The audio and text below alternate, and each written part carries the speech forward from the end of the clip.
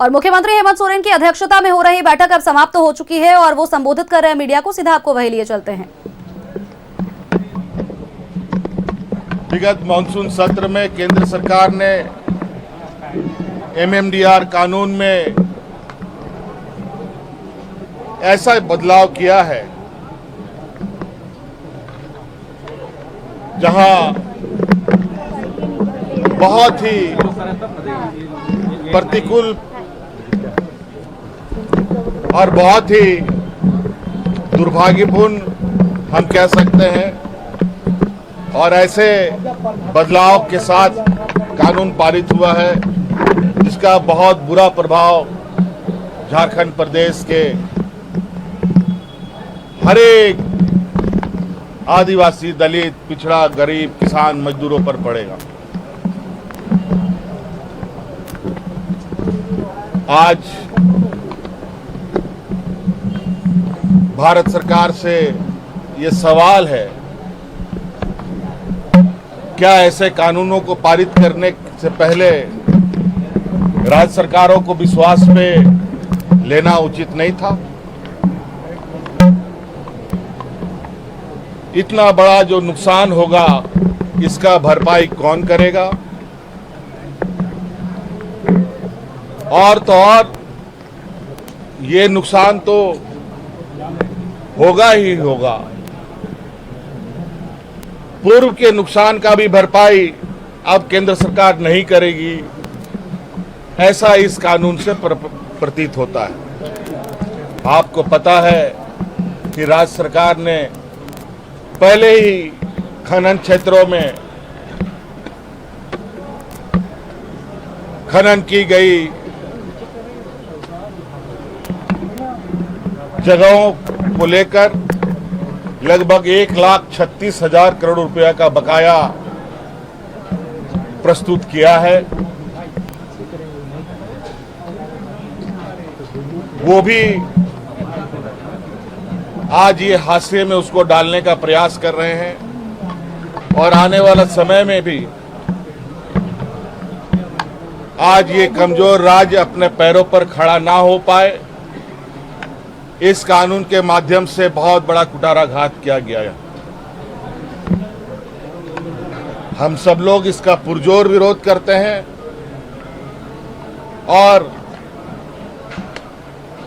लोकतांत्रिक, संवैधानिक, कानूनी स्तर पर इसकी लड़ाइयां भी हम लड़ेंगे।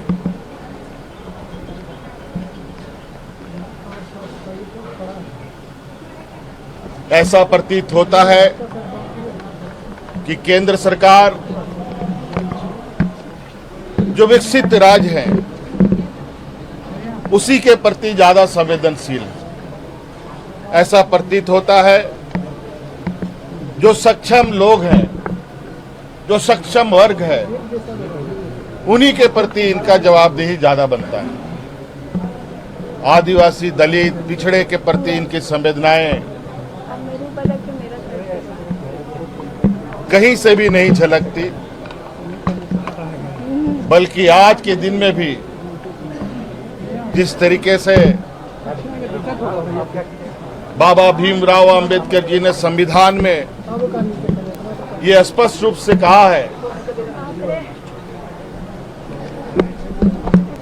कि देश का सभी वर्ग जब तक समान स्थिति पे नहीं आएंगे, देश का समग्र विकास संभव नहीं है। और जहां हम आज विश्व गुरु बनने का ताल ठोक रहे हैं, वहीं पर आज जब एक पिछड़ा राज्य देश के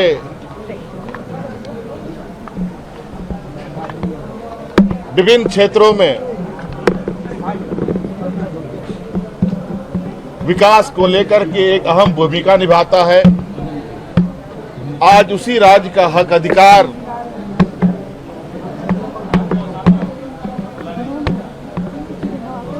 समाप्त कर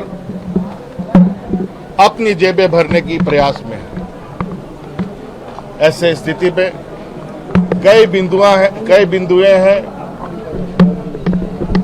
जो झारखंड के भविष्य के लिए काफी चिंतनीय विषय है। समय समय पर हम सभी लोग इन सभी विषयों पर चर्चा करते हुए आगे की रणनीति तय करेंगे। धन्यवाद।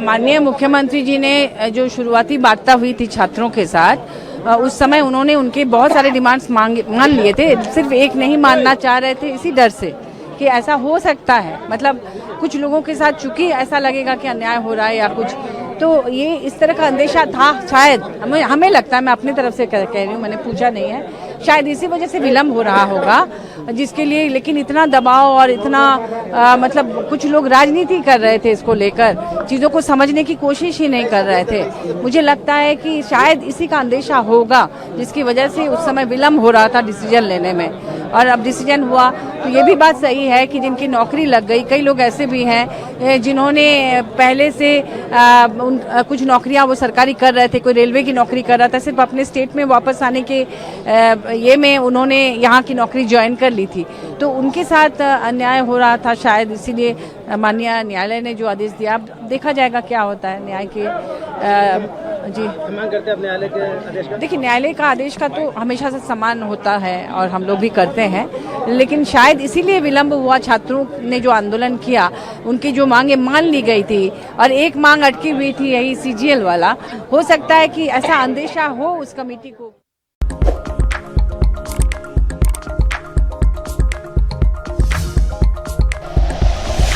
Like and share videos, subscribe करें हमारा चैनल और प्रेस करें बेल आइकॉन। News 11 भारत, सच है तो दिखेगा।